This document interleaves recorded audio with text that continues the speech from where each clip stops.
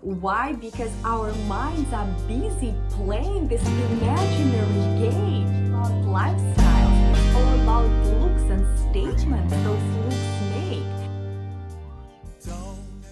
Hello and welcome everyone. This is Faith+Fashion official YouTube channel. This is our episode 4 where we continue to unravel fashion and everything this industry is about.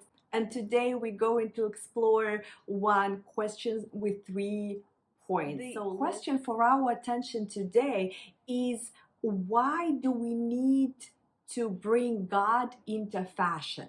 Why is style advice no longer enough? And don't get me wrong, I do not have anything against good style advice, and besides, we have so many wonderful resources and professionals to this end. So but still, guys, why is it necessary to look deeper into fashion than mere appearances and styling?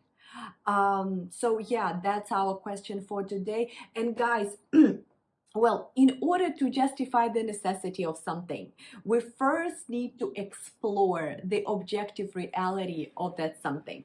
And that's exactly what we are going to do. We are going to explore the present state of fashion from the standpoint of consumer and consumer behavior and fashion psychology.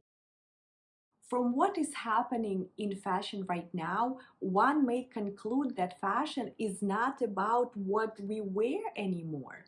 Let me rephrase it. Well, guys, fashion is not about clothes anymore.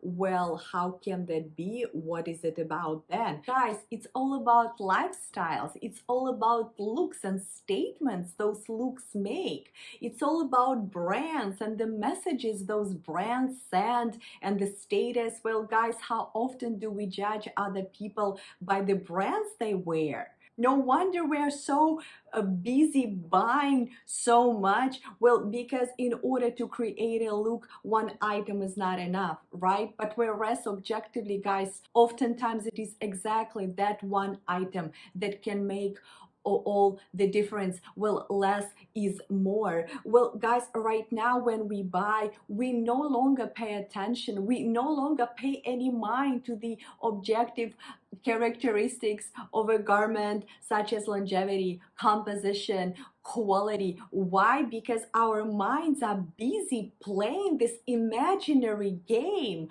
with the impressions we want to make on people, not with ourselves, but with what we wear. And guys, this is not okay. And let me ask you something. What if one particular item, however trendy it could be, does not actually suit you?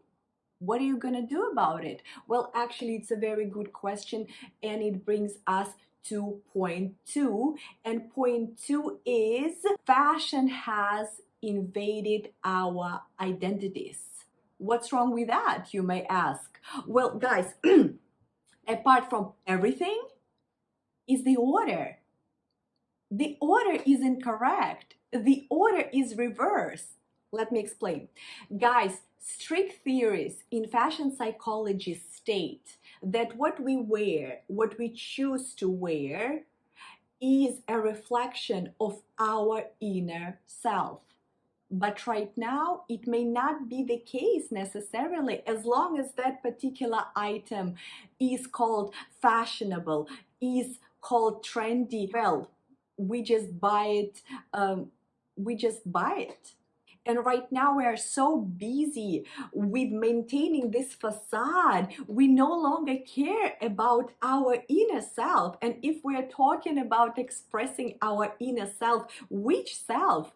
Guys, and if one is fearful and anxious on the inside, and it is no wonder, because look what's happening in the world right now. Do you think that person is likely to project and to present himself or herself in this manner? I think not. And guys, in this particular instance, in this particular scenario, fashion can come very handy, but indeed it comes as a slow acting poison. Because, well, what do I mean, guys? Fashion is an excellent tool of concealment, and we need to be careful, very, very careful with that. Yes, okay, this is point number 2. Point number 3, guys, fashion, well, right now we're talking in the 21st century, right? But guys, fashion did not originate in the year of 2000. Fashion was always a companion to humanity ever since the ancient times, which we discovered in the episode 1. So guys, historically, fashion has been always linked to 3 parts. It was linked to the lifestyle of one's, to the profession of one's, the field that he or she, basically that person, was engaged in, and number 3, the occasion. Well, guys, right now it seems no longer to be the case. And again, as long as that item is fashionable, everything goes. And and it seems to me as if fashion has stopped being one of the components in the society, as one of the components of the social norms and social virtues. And instead, it started to rule and reign over the society. But guys, this is not okay. Fashion is one of the, elements in the society. And I think with the adequate fashion education and fashion knowledge, we need, to dethrone fashion from the place where it has nothing to do. Yeah, so yes, thank you so much, guys. These are our 3 points for today. Our question was, why do we need to bring God into fashion? Why isn't good style advice not enough? Thank you so much for your attention. And guys, we are so happy to announce that our school is finally underway. We will be sure to release more information about the courses, and our first course will be clearly about God and fashion together. And I'm so happy because at school we will have enough time to explore everything in more detail, and we will be able not to put this small one pointy light. No, we will take a huge theater light and we will just put it opposite of this field, and we allow this light of God to really screen this industry through and through and separate the precious from the worthless. And I think this is so wonderful. So yes, please stay tuned. Thank you so much for your attention. I'll see you in our next episode. Bye bye. God bless you.